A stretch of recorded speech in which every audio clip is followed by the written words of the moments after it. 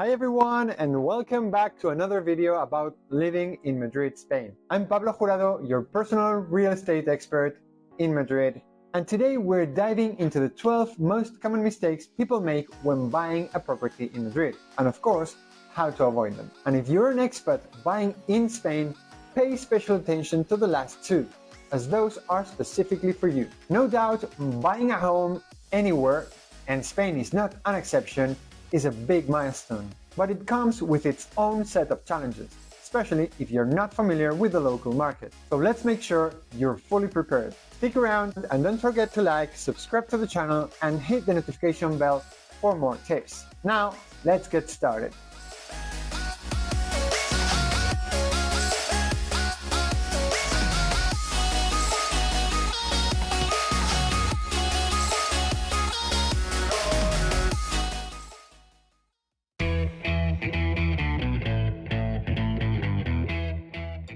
Mistake number one, not calculating the full budget properly. Many buyers focus solely on the property's price tag, forgetting about all additional costs like taxes, notary fees, land registry, and even agency commissions can add up to 10 to 15% of the property's value.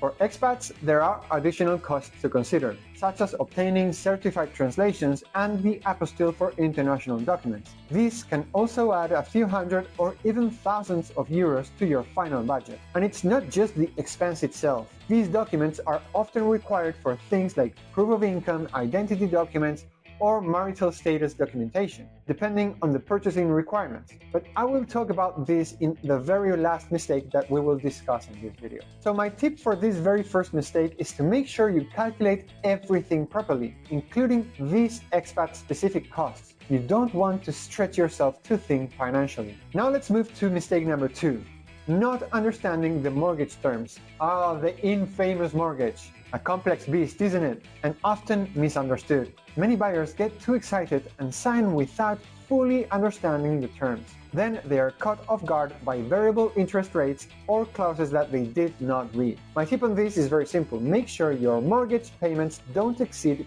30 to 35% of your monthly income. Sit down with your bank or a financial advisor and go through every single detail. It's better to feel a bit slow now than completely overwhelmed later.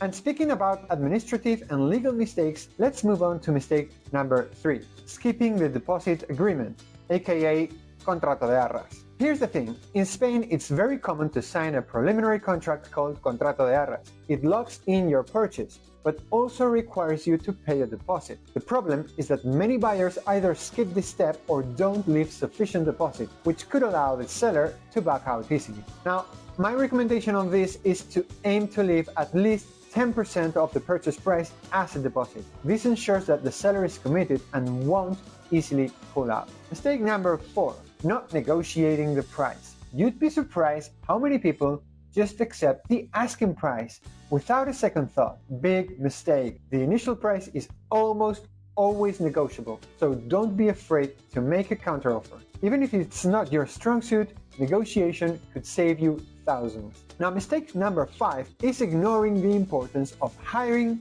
a real estate lawyer. This one is critical. Paperwork involved in buying a property in Spain can be overwhelming, and missing a single detail could spell disaster. Yet many buyers skip hiring a specialized lawyer to save costs. Don't do that. Please, a real estate lawyer will ensure that all contracts are airtight, taxes are correctly calculated, and that the property has no outstanding debts. This is not the time to cut corners. Mistake number six, not leaving everything in writing. Verbal agreements, not in real estate. Some buyers trust the seller's word without getting everything documented, only to regret it later when those promises are not upheld. Even emails or informal written communication are not sufficient without proper contracts signed by both parties. So my tip is very simple. Insist on having everything written and signed. If it's not on paper, it just doesn't exist. By the way, we're already halfway through, and I want to ask you something. If you're finding this video helpful so far, don't forget to hit the like button and subscribe to the channel. And now let's get back to the list.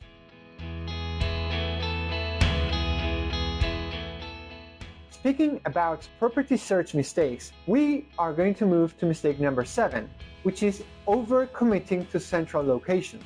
It's undeniable that Madrid's city center is very appealing, but it comes with high prices and compromises like noise and lack of space. Many buyers get tunnel vision focusing solely on central areas.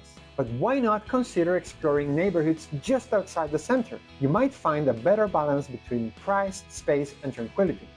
Mistake number 8. Rushing the decision and not exploring all options. Buying a home is an emotional process, and many buyers rush into a decision without exploring all their options. It's easy to fall in love with the first or second property you see, but this could mean missing out on better deals or homes that suit your needs more. So my tip on this is to take your time and view multiple properties. Compare their pros and cons and make sure the one that you choose meets your practical and your emotional needs. Remember, buying a home is a marathon, not a sprint. For instance, being aware of the market trends and seasonal differences in the availability of properties could give you access to better opportunities. So now we are moving into another block of mistakes about strategic and long-term mistakes.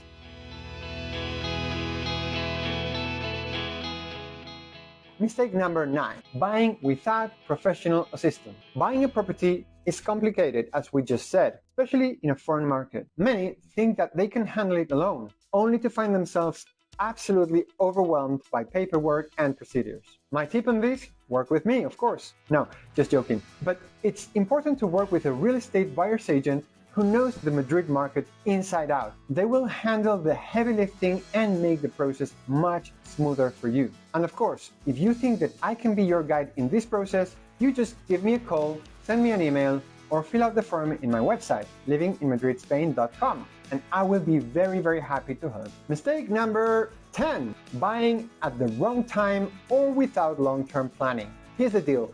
Buying a home is a long-term commitment. It's not just about today's market conditions and your today's necessity, but also about your future plans. Some buyers jump in too soon, or worse, without considering where they will be in 5 or 10 years.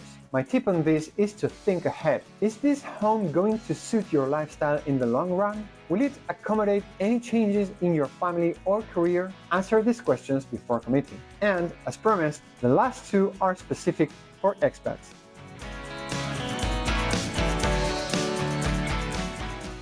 Being number 11, not understanding the local, legal, and cultural differences. Buying a home in Spain is not just about navigating a different real estate market. It's also about understanding the legal and cultural nuances that come with it. For instance, the concept of contrato de Arras, the various taxes, or even how negotiations are handled can be very different from what you're used to back home. Some expats also underestimate the importance of having all documents translated or certified for full comprehension. My tip on this is very simple. Work closely with local professionals, including, of course, as I've mentioned before, a real estate lawyer and a translator if needed. Also, take time to familiarize yourself with how property purchase works in Spain to avoid any cultural misunderstanding or legal oversights. And the last, but not least, mistake number 12, underestimating the visa or residency requirements. For expats,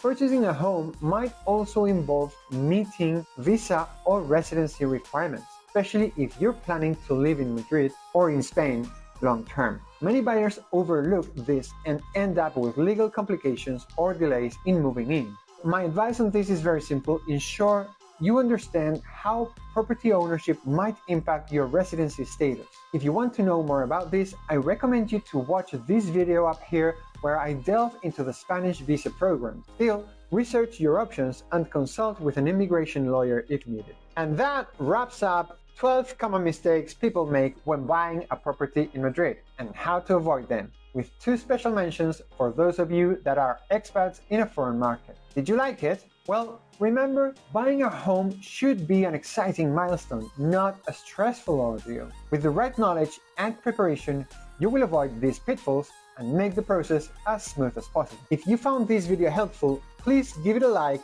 subscribe to the channel, and hit the notification bell so that you never miss a tip. And if you need personalized assistance, feel free to reach out any way you want. Give me a call, send me an email, or fill out the form in my website, livinginmadridspain.com. I'm here to help you find your dream home in Madrid. By the way, this is my very last 2024 video, so I want to wish you a very, very nice Christmas holidays and a Happy New Year. Until next year, hasta la vista!